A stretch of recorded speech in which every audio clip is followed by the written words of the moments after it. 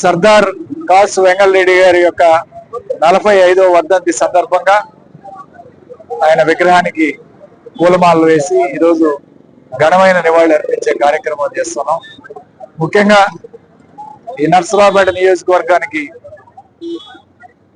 గుండెకాయలాగా పనిచేసి కింద స్థాయి కార్యకర్తల్ని నిత్యం అందుబాటులో ఉంటూ వాళ్ళకు కావలసిన అన్ని రకాల పనులు, ఉద్యోగాల విషయంలో కానీ, ట్రాన్స్ఫర్స్ విషయంలో కానీ అన్ని రకాలుగా కూడా ఇక్కడ నిలబడి అందరి కష్ట సుఖాల్లో పాల్పంచుకున్న వ్యక్తి వెంగళరెడ్డి గారు.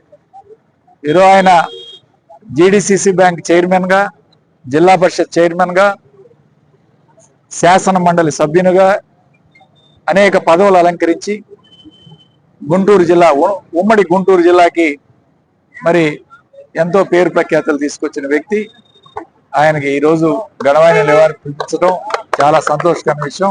అట్లానే ఆయన లెగసీని కొనసాగించే కార్యక్రమం కాసు వెంకటకృష్ణారెడ్డి గారు కానీ, అట్లానే కాసు మహేష్ రెడ్డి గారు అందరూ కూడా ఆయన అడుగుజాడల్లో నడుస్తూ, అట్లానే కాసు బ్రహ్మానందరెడ్డి గారు ఆయన సోదరుడు ముఖ్యమంత్రిగా చేయడం, ఈ నియోజకవర్గానికి ఎన్నో గొప్ప పనులు, అట్లానే మంచి కార్యక్రమాలు చేసి మరి ఎంతో మంది ఇక్కడ ఉన్న గ్రామాలకి నిత్యం కూడా అందుబాటులో ఉంటూ బ్రహ్మాండంగా పరిపాలించిన వ్యక్తి. ఖచ్చితంగా ఆయనకి నివాళులు అర్పించడం చాలా సంతోషంగా సెలవు తీసుకుంటాం. మా ప్రియతమ నాయకులు నర్సరావుపేట వాస్తవ్యులు కావడం మా అదృష్టం.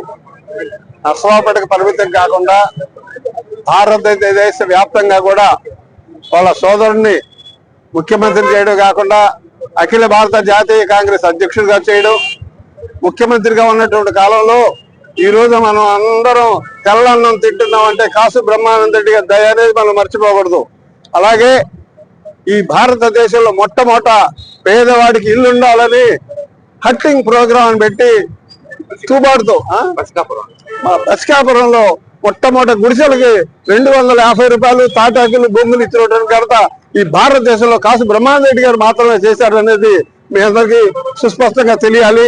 ముఖ్యంగా కాసు వెంగళరెడ్డి గారు ప్రజల మనిషి, సర్దార్ గా ఉంటూ జిల్లా పరిషత్ చైర్మన్ చేశాడు, రాజ్యసభ సభ్యులు చేశాడు, అఖిల భారత జాతీయ కేంద్ర సహకార బ్యాంకు చైర్మన్ గా చేశాడు. అలాగే మాలాంటి వాళ్ళందరినో కార్యకర్తగా తీర్చిదిద్ది ఈ రోజున సేవ చేసుకునే భాగ్యాన్ని కల్పించినటువంటి వారికి నివాళులు అర్పించడం మా బాధ్యతగా చేస్తూ అందరికీ హృదయపూర్వక నమస్కారం.